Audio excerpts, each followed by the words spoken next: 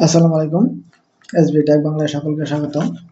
Hello viewers, আজকে তোমাদের সাথে শেয়ার করব কিভাবে স্কুল কলেজের শিক্ষকগণ নতুন এমপিও ভুক্তির আবেদন করবে।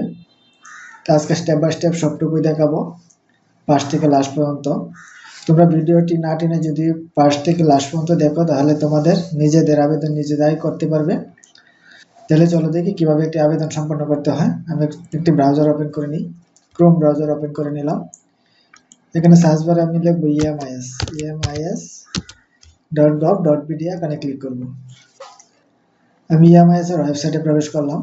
এখন এখানে আছে লগইনে ক্লিক করব।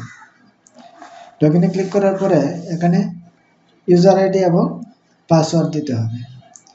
ইউজার আইডি প্রতিটা প্রতিষ্ঠানের একটি ইউজার আইডি আছে এবং পাসওয়ার্ড আছে। ইউজার আইডি পাসওয়ার্ড দিয়ে সাইন ইনে ক্লিক করতে হবে। সাইন ইনে ক্লিক করার পরে এরকম একটা পেজ ওপেন হবে। এখানে আছে এমপিওতে ক্লিক করতে হবে। এমপিওতে ক্লিক করার পরে এখানে আছে নিউ এমপিওতে ক্লিক করতে হবে। নিউ এমপিওতে ক্লিক করার পরে এরকম একটা পেজ ওপেন হবে। এখানে শিক্ষক কর্মচারী এখানে সার্চ দিতে হবে। এখানে সার্চ দেওয়ার পরে আমাদের এমপিওর আবেদন করার আগে একটা রেজিস্ট্রেশন করতে হয়। এসআরএম এর রেজিস্ট্রেশনটা সম্পন্ন করার পরে প্রতিষ্ঠান প্রধান অ্যাপ্রুভ করবে। অ্যাপ্রুভ করার পরে এখানে ফাইলটা থাকবে। এখানে ফাইলটা থাকলে এখানে এরকম ভাবে একটি ফাইল থাকবে। এখানে সিলেক্টে ক্লিক করতে হবে। সিলেক্টে ক্লিক করলে যাবতীয় তথ্য এসে পড়বে। আমি এখানে সিলেক্টে দিলাম। সিলেক্টে দেওয়ার পরে ওই ব্যক্তির যাবতীয় তথ্য এখানে চলে আসছে। নাম, পিতার নাম, মাতার নাম যা আছে সব এসে পড়ছে। এখানে শুধু ফাঁকা আছে পিতার নাম বাংলায়, মাতার নাম বাংলায়। পিতার নাম বাংলায় আর মাতার নাম বাংলায়, দুইটাই ফাঁকা থাকবে এই পৃষ্ঠাটা।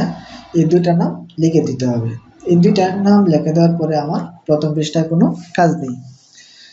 আমি চলে যাব দ্বিতীয় পৃষ্ঠায়। দ্বিতীয় পৃষ্ঠা যাওয়ার আগে আমি প্রথম পৃষ্ঠাটা সেভ এজ ড্রাফটে ক্লিক করে সেভ করে নিব। সেভ এজ ড্রাফটে ক্লিক করলে আমার প্রথম পৃষ্ঠাটা সেভ হয়ে যাবে। তারপরে আবার আমি ড্যাশবোর্ডে যাব। ড্যাশবোর্ড থেকে অনলাইন অ্যাপ্লিকেশন ইনবক্স, এখান থেকে আমি ফাইলটা ওপেন করে নিতে হবে। এখান থেকে ফাইলটা সেমভাবে এভাবে ওপেন হবে। এভাবে ওপেন হওয়ার পরে আমি প্রথম পৃষ্ঠার কাজ শেষ, আমি দ্বিতীয় পেজে চলে যাব। আমি দ্বিতীয় পেজে চলে গেলাম। দ্বিতীয় পেজে চলে গেলে এখানে আছে এনটিআরসি উত্তীর্ণ, হা বা না। যদি এনটিআরসি উত্তীর্ণ হয় হা দিতে হবে, এনটিআরসি উত্তীর্ণ হলে না দিতে হবে। আমি হা যদি দিই তাহলে এনটিআরসি সাক্ষাৎকারের তারিখ দিতে হবে, রোল নম্বর দিতে হবে, ব্যাচ নম্বর দিতে হবে, পদবি দিতে হবে। সহকারী শিক্ষক যে সাবজেক্টে নিয়োগ পাওয়া হয়েছে সেই সাবজেক্টটা এখানে দিতে হবে। এখানে পাশের বছর দিতে হবে, বিষয় দিতে হবে কোন সাবজেক্ট। নিচে আছে শিক্ষাগত যোগ্যতা। এখানে এই যে প্লাস চিহ্ন, এখানে ক্লিক করতে হবে। এখানে ক্লিক করার পরে একটা চার্ট আসবে। পরীক্ষার নাম প্রথমে এসএসসি দিতে হবে, এসএসসি রোল দিতে হবে, সেশন দিতে হবে, পাশের বছর দিতে হবে, বোর্ড বিশ্ববিদ্যালয় সিলেক্ট করে দিতে হবে, ফলাফল প্রকাশের তারিখটা দিতে হবে, গ্রুপ দিতে হবে, ফলাফলের ধরন দিতে হবে। ফলাফলের ধরন 4-এর মধ্যে হলে 4, 5-এর মধ্যে হলে 5। তারপরে বিভাগ গ্রেড, সি হলে সি, বি হলে বি, এবং প্রাপ্ত জিপিএটা এখানে লিখে দিতে হবে। এই পেজটা পূরণ করার পরে যোগ করুন ক্লিক করতে হবে। যোগ করুন ক্লিক করে দিতে হবে। যোগ করুন ক্লিক করে দেওয়ার পরে আমার প্রথম এসএসসি পূরণ হয়ে যাবে। আবার প্লাস চিহ্নতে ক্লিক করতে হবে।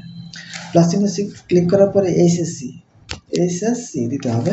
এইচএসসি রোল নম্বর দিতে হবে, সেশন দিতে হবে, পাশের বছর দিতে হবে, বোর্ড বিল দিতে হবে, ফলাফল প্রকাশের তারিখ দিতে হবে, গ্রুপ দিতে হবে, ফলাফলের ধরন সেম এসএসসি যেভাবে পূরণ করা হয়েছে এইচএসসি সেম ভাবে পূরণ করতে হবে। পরে যোগ করুন ক্লিক করতে হবে। এখানে যোগ করুন ক্লিক করে দিতে হবে।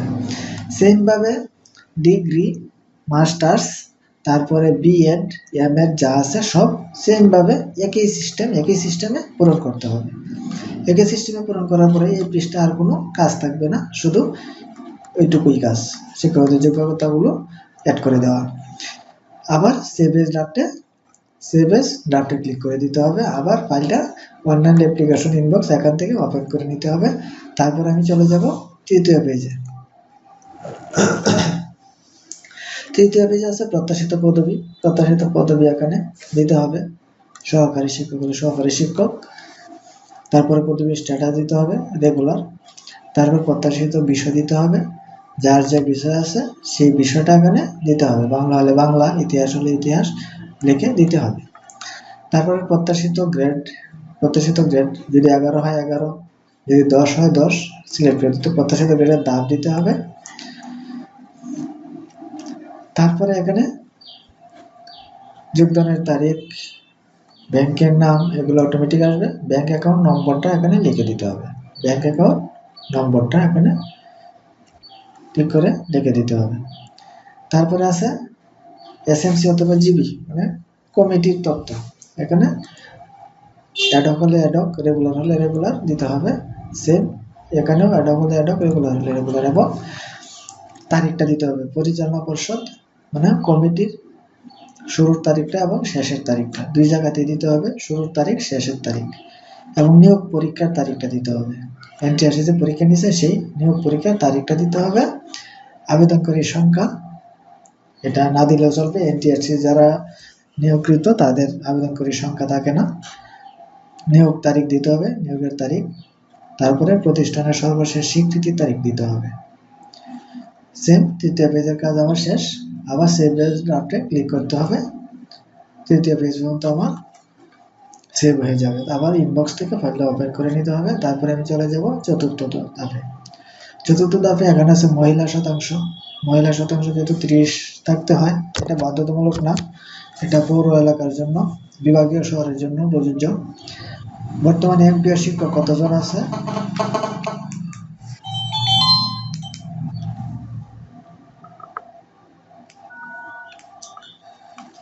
বর্তমানে এমপিও শিক্ষক কতজন আছে, বর্তমান মহিলা কোটা কতটুকু আছে, টোটাল ওমেন টিচার কতজন আছে এটা লিখে দিতে হবে। তারপর বিজ্ঞপ্তি প্রকাশের তারিখ, এখানে কমিটি নিয়োগ হলে সংবাদপত্রের নাম দিতে হবে, সংবাদপত্রের ধরন, প্রকাশের তারিখ অন্যান্য দিতে হবে, দিয়ে যোগ করুন ক্লিক করতে হবে। যদি কমিটি নিয়োগ থাকে তাহলে 2টা হবে, আর যদি এনটিআরসি হয় তো 1টা। এখানে বিজ্ঞপ্তি প্রকাশের সংখ্যা 1টি দিতে হবে।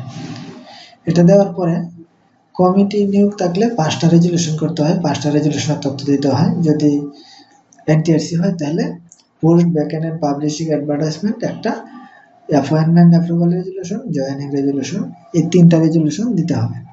তো এখানে ক্লিক করতে হবে, যে এইখানে ক্লিক করতে হবে, করে রেজুলেশনের তারিখটা দিতে হবে, কবে পোস্টটা খালি এসে একটা রেজুলেশন করা হয়েছে প্রতিষ্ঠানের, রেজুলেশন তারিখ দিতে হবে, মিটিং নম্বর দিতে হবে, মিটিং সংক্ষিপ্ত বিবরণ দিতে হবে, সংরক্ষণে ক্লিক করতে হবে। আবার সেম যদি কমিটি নিয়োগ থাকে, এখানে নিয়োগ বোর্ড গঠনের রেজুলেশন একটা দিতে হবে, সেম ভাবে তারিখ দিতে হবে, মিটিং বিবরণ দিতে হবে, তারপরে নিয়োগ সুপারিশের একটা রেজুলেশন থাকে সেটা দিতে হবে। আর যদি এনটিআরসির হয় তা 3টা অ্যাপয়েন্টমেন্ট, এখানে রেজুলেশন তারিখ দিতে হবে, মিটিং নম্বর, মিটিং বিবরণ মানে নিয়োগপত্রের একটা রেজুলেশন, নিয়োগ অনুমোদন রেজুলেশন, সেটা এখানে দিতে হবে, সংরক্ষণে ক্লিক করতে হবে। সেম ভাবে জয়েনিং রেজুলেশনের তারিখ দিতে হবে, মিটিং নম্বর দিতে হবে, মিটিং বিবরণ দিতে হবে, আবার সংরক্ষণে ক্লিক করতে হবে। সেম এতটুকুই কাজ। কমিটি যদি থাকে তাহলে 5টা তথ্য দিতে হবে, আর এনটিআরসি যদি হয় 3টা তথ্য দিলে চলে। প্রতিনিধি, যদি কমিটি নিয়োগ থাকে প্রতিনিধি তথ্য দিতে হয়, প্রতিনিধির প্রকার দিতে হয়, যে রিপ্রেজেন্টেটিভ ডিজি, ন্যাশনাল ইউনিভার্সিটি, যার যেটা প্রযোজ্য সেটা দিতে হয়, নাম ও পদ দিতে হয়, আইডি নাম্বার, ফোন নাম্বার দিতে হয়, প্রতিষ্ঠানের নাম দিতে হয়, মন্তব্য যোগ করুন ক্লিক করতে হবে। আর যদি এনটিআরসি নিয়োগ হয় তাহলে এটার প্রয়োজন নেই। আমার এই ধাপটা পূরণ করা শেষ। আবার আমি সেভ এজ ড্রাফটে ক্লিক করে ইনবক্স থেকে ফাইলটা ওপেন করে নেব। তারপরে আমি চলে যাব পঞ্চম ধাপে। পঞ্চম ধাপে মেধা তালিকা, এখানে আছে মেধা তালিকা, নাম দিতে হবে ইংরেজিতে, এনটিআরসির ফলাফল দিতে হবে, মেধাক্রম দিতে হবে, এনটিআরসি উত্তীর্ণ বছরটা দিতে হবে, মন্তব্য না দিলেও চলবে, যোগ করুন ক্লিক করতে হবে। কাজ এতটুকুই এই পৃষ্ঠায়, আর এগুলো অটোমেটিক আসবে, এগুলো কোনো কাজ নেই। তারপরে আমি চলে যাব ষষ্ঠ ধাপে। ষষ্ঠ ধাপে আছে আমার অ্যাটাচমেন্ট। প্রথমে আমার 34টা পেজের একটা ফাইল স্ক্যান করে, প্রত্যেকটা কাগজ স্ক্যান করে আমি ফোল্ডারে ভরে রাখবো এবং ফোল্ডার থেকে আমি আপলোড দিতে হবে। এখানে ইনস্টিটিউট হেড ফরওয়ার্ডিং লাগবে। প্রথম হেড ফরওয়ার্ডিং ক্লিক করতে হবে, ফাইলটা নির্বাচন করুন। আমার কোন ফোল্ডারে যে ফাইলটা আছে, কোন ফোল্ডারটা দেখিয়ে দিতে হবে, আমার আপলোড হয়ে যাবে। সংরক্ষণে ক্লিক করতে হবে। সেমভাবে fill up application information form, academic certificate, SSC, HSC, BA, MA, academic certificate, others, BEd certificate, NTRC certificate, marksheet হতেও ডিগ্রি মার্কশিটটা, appointment letter, joining letter, bank account slip certificate, number of student of related subject, library particulars, laboratory particulars, teacher staff statement, resignation, death certificate, clearance যার জন্য যেটা প্রযোজ্য, non rail bank certificate, last reposition of institute মানে প্রতিষ্ঠানের স্বীকৃতি, approval letter of present SMC, কমিটির কাগজ, location certificate, resolution. এখানে কমিটির লোক থাকলে 5টা রেজুলেশন ঢুকবে, আর যদি এনটিআরসির হয় তাহলে 3টা রেজুলেশন ঢুকবে। অরিজিনাল নিউজ পেপার, যদি কমিটির হয় 2টা নিউজ পেপার, আর যদি এনটিআরসি হয় তাহলে গণবিজ্ঞপ্তির ডাক এনে দিতে হবে।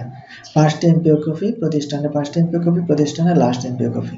অরিজিনাল রিকোয়ারমেন্ট রেজাল্ট শিট, এনটিআরসির হলে যে রেজাল্ট শিটটা এনটিআরসি ফলাফল যেটা দেয় সেটা দিতে হবে, এনটিআরসি রেজাল্ট শিট। যদি কমিটির হয় কমিটির একটা রেজাল্ট শিট তৈরি করা হয় সেটা দিতে হবে। Recommendation letter of NTRC, NTRC যে সুপারিশপত্রটা আছে সেটা এখানে দিতে হবে। Approval letter of present SMC, কমিটির কাগজটা এখানে দিতে হবে। সাবজেক্ট অ্যাপ্রুভাল, যদি কারো সেকশন থাকে সেকশনের কাগজ এখানে দিতে হবে। ক্লাস ওয়াইজ স্টুডেন্টস ইনফরমেশন, ক্লাসের তথ্য দিতে হবে, স্টুডেন্টের তথ্য। রিপ্রেজেন্টেটিভ অফ ডিজি, এটা প্রযোজ্য নয়। আদার ডকুমেন্ট প্রযোজ্য নয়। উপজেলা ডিস্ট্রিক্ট সেটাও প্রযোজ্য নয়। এই পর্যন্তই অ্যাটাচমেন্টের কাজ, আর কোনো অ্যাটাচমেন্ট নাই। প্রত্যেকটা ভালোভাবে আমি চেক করে প্রথম ধাপ, দ্বিতীয় ধাপ, তৃতীয় ধাপ, চতুর্থ ধাপ, পঞ্চম ধাপ সবগুলো ভালো করে দেখে ভালোভাবে কনফার্ম হয়ে যদি সবকিছু ঠিক থাকে তাহলে আমি এখানে মন্তব্য লিখবটা ছোট আকারে একটি মন্তব্য লিখবো। মন্তব্য লিখে আমি কি করব, ফাইলটা সাবমিট করে দিব। আমার এই পর্যন্তই এমপিওর কাজ। সাবমিট করার পরে ফাইলটা চলে যাবে উপজেলায়, এবং উপজেলায় ফাইলটা যাওয়ার পরে আমি দেখতে পারবো অ্যাপ্লিকেশন লিস্ট। সেন্ড করার পরে এই জায়গায় চলে যাবে। সেন্ড করার আগে থাকবে ইনবক্সে। সেন্ড করার পরে অ্যাপ্লিকেশন লিস্টে গিয়ে আমি দেখতে পারবো আমার ফাইলটার পরবর্তী অবস্থানগুলো আমি জানতে পারবো।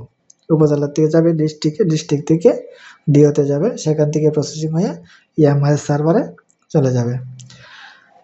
হ্যালো বন্ধুরা, স্টেপ বাই স্টেপ প্রথম থেকে লাস্ট পর্যন্ত আমি একটি এমপিও কীভাবে আবেদন করতে হয় সবটুকুই দেখাইলাম।